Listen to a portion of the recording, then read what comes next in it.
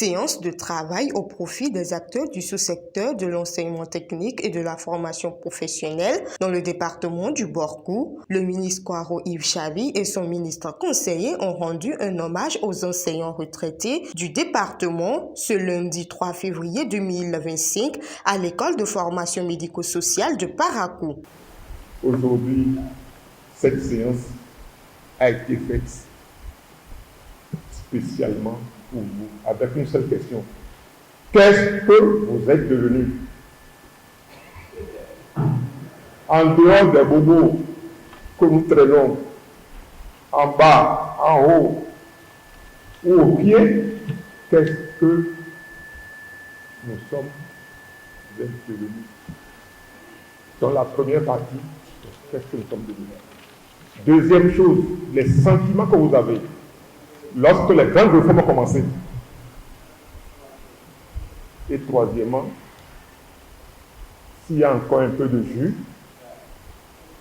puisque vous êtes enseignant à vie, s'il y a encore un peu de jus, qu'est-ce que nous pouvons encore tirer? Si vous n'avez pas encore tout donné. Ce que nous sommes en train de faire, le ministre Kwaro et moi, nous voulons que ça se perpétue avec les enseignants actuellement en fonction. Si nous y pensons bien, si on l'organise, on peut pérenniser qu'au moins de temps en temps, à l'occasion des questions sur l'enseignement, systématiquement, on invite ceux qui ont mis leur cœur dans ce métier à se prononcer par des conseils avisés et à dire aux gens, ça on a essayé, on n'a pas réussi. Ça on a essayé, on a réussi. Continuez. Ce que nous n'avons pas réussi, laissez tomber. C'est un patrimoine que nous avons. C'est un trésor d'avoir des personnes qui ont occupé ces différentes responsabilités dans notre pays. Loin d'être une simple causerie, cette séance est aussi l'occasion de donner et recevoir entre les acteurs du système éducatif à la retraite et en fonction. En organisant cette séance de travail, ce n'était pas seulement pour le plaisir de se parler, de se voir, non, ce n'était pas seulement pour ça. C'est parce que nous avons réellement l'intime conviction, le ministre conseiller et moi-même, qu'il y a beaucoup à tirer au niveau de nos aînés, au niveau des enseignants retraités. Nous le savons très bien, nous savons qu'ils ont été le gage de la qualité pendant de longues années. Nous savons qu'aujourd'hui, avec ce qu'ils incarnent et ce qu'ils ont en eux, le système a besoin d'eux. Avec la pénurie criante que nous avons en termes de quantité, mais surtout de qualité, nous avons besoin de vous.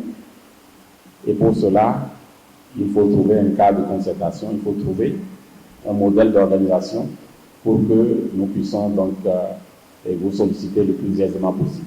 Cette initiative est saluée des acteurs pour qui la formation reste primordiale pour le développement d'une nation. Merci pour cette initiative. Une initiative à saluer si nous savons que tous les pays qui se sont développés se sont appuyés sur les ressources humaines et les ressources humaines de qualité. Et avoir les ressources humaines de qualité passe par la formation.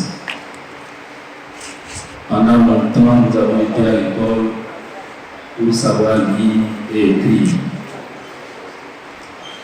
Les choses ont changé. Et il est de bon que nous puissions changer ça. Changer le monde afin de renverser la tendance.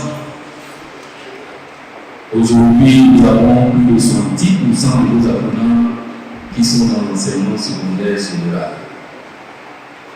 Et l'objectif du gouvernement est que d'ici les années à venir, que nous puissions renverser cette tendance afin d'avoir 70% dans l'enseignement technique et la formation professionnelle et peut-être 30% dans l'enseignement général. Dans une ambiance fraternelle et de partage de collations, les enseignants retraités repartent avec de très bonnes nouvelles que le gouvernement de la rupture s'apprête à exécuter dans le secteur éducatif.